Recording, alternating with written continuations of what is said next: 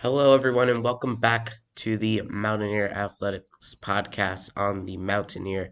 My name is Jaden Harper. I am the school's sports reporter. Thank you, Coach Miller, for coming in. I want to talk to you about what's coming up this week. So, we have William Allen. They're 0-8. They haven't won a game yet. What is the game plan to stay focused and not become overconfident playing a team like William Allen that has not won a game yet? Well, number one is anybody that we play, you always got to give them that's the record 0-0. Our record Mm-hmm. 0-0. So when you're going against William Allen on Friday night, they have good athletes. They have a good quarterback that can move. They're agile and they have a good receiver. Our biggest thing that we need to do is take care of what we can do. We can't get caught up in any other thing. We got to make sure that we come out, we play physical football, and we just get the job done. Building off of that, one thing that has been a story throughout the season that has kind of struggled is the run defense, struggling against South. And in most of the other losses, how do you look to change that and as we head towards the playoffs and make the run defense a little better to prevent, to make teams pass when we have a really good secondary? Okay, so I will tell you this: our last week's game was the first time that we've given up over 200 yards of rushing Hmm. for a team. Against Eastburg North, they were minus 63 offensively, and against Deerhoff, they were, I think, at plus 64 yards of offense. So, I mean, defensively, um, we were hoping, obviously, that South would throw the ball more. They ran a different set against us. We sort of knew what we might see against them, Hmm. and we just our formation, how we aligned to them wasn't correct. So our alignment that we set up for, we were misaligned many times in that game. And that's when you're misaligned, you don't have what's called gap integrity. That's one Hmm. of the biggest problems, and then you're going to have gaps inside that we don't have anybody for. So how do you look to change that up for this week? Well, we got to play physical. We got to make sure we're aligned correctly. So this week, as we're getting ready for Allen, we have to go back over and sort of look at what they're going to give us. Because again, it's going to be totally different sets. That's the thing you have to understand is from one week to another, every team that we face always gives you a different look.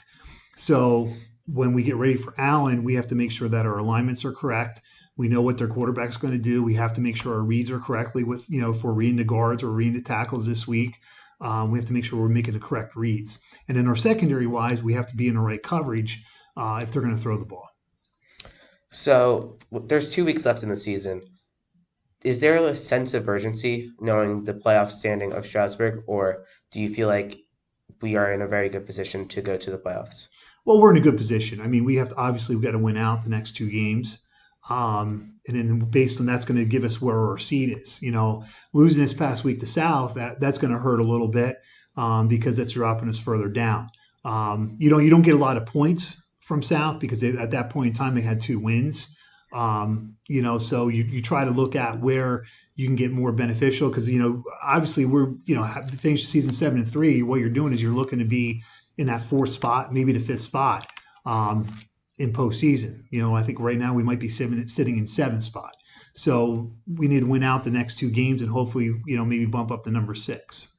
Knowing that there's a couple other teams surrounding, there's Easton, there's a couple other schools around the area of Strasburg. Are you paying attention at all to what they're doing over these next 2 weeks, or is it just focusing on Strasburg and our opponents coming up? Yeah, I mean, we have to take care of business. What other teams go, whatever other teams do, for us, it doesn't really matter because if we don't take care of our own thing, it doesn't matter. So we have to worry about what we do and then we'll sort of let the cards fall as they will. So obviously, there was a quarterback change throughout the middle of the season. How do you feel like that changed the season? Because going into the game that Jack started for the first time, we were 1-3. Now we come out of it with 2 games left. We're 4-4. So how do you feel like that really changed the progression of the season? Well, I mean, with Jack being in there, he's a freshman, number one, and he's able to throw the ball really well. So, between Ben and Jack, both have equal strengths and both have equal weaknesses. So what we're going to try to do is, as we continue here with the last 2 weeks getting ready for postseason play, is we're going to try to utilize both of their strengths as quarterbacks. So what is your main goal this week to against William Allen to get another win to move to 5-4 and really cement your place into the postseason?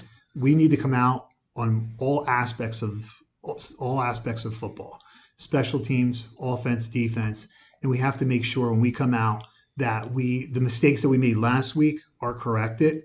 Blocking schemes, tackling, and even just on special teams, making sure that we're doing all those little things correctly.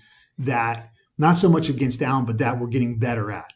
Fundamentally, that we're doing the correct things to get us into PV week and then district play. All right. Thank you, Coach Miller, for everything. Good luck the rest of the way. I hope to talk to you again soon. I'm sure I'll see you on the Yep. sideline.